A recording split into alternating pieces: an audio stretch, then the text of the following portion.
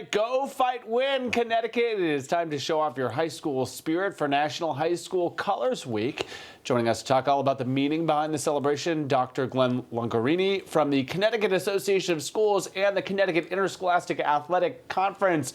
Good morning, my friend. Good morning, Keith. I am loving the idea behind this. We're going back to our roots. Talk about this week and why it's so important. This has been a great week being celebrated across the country. This was an initiative put forward by the National Federation of High Schools. And here in Connecticut, we've jumped onto this as well. It's a great way for kids and adults alike to show pride in their high schools, the spirit in their high schools that really help develop meaningful relationships for kids. And we are so expanding the work that you're doing and the conversations that we're having. It goes beyond wins and losses on the court or football field. Talk about the work that you're doing day in and day out to kind of work with young people. Yeah, only about 6% of our high school athletes go on to play at the next level. So using the sports that we have to really drive the intrinsic motivation of kids, develop meaningful relationships, and help them work through adversity, problem solving, goal setting is such an integral part of our experience. And with over half of our high school students participating in interscholastic athletics, it's a great opportunity. So much of high school is what we're learning in the classroom, but Glenn, it is also to what you had said to me during the commercial break. It is about building that community. It is about building strong bonds and relationships.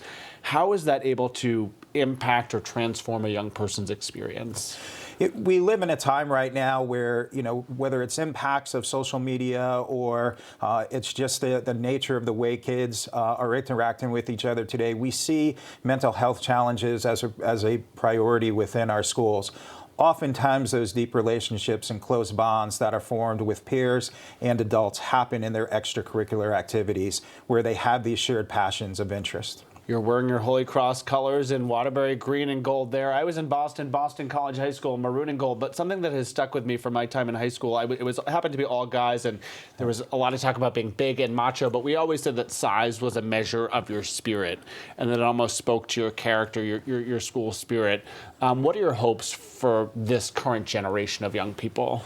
Some of the best stories that we have come out of some of the underdog stories that go through the competitions and go through tournament time and realize that success of a state championship. But as you're saying, I think just that camaraderie that they share together in the locker rooms, on the fields, in the pools, those are the things that they'll carry with them. And that is such a beautiful point. Speak to the older folks, the folks our ages who are watching you at home. How can someone best support the work that you and your colleagues are doing, whether they have a student in a school system playing a sport or not? The best way to support our kids is to come to their events, be there to cheer them on, but at the same time, understand and realize that it's their experience.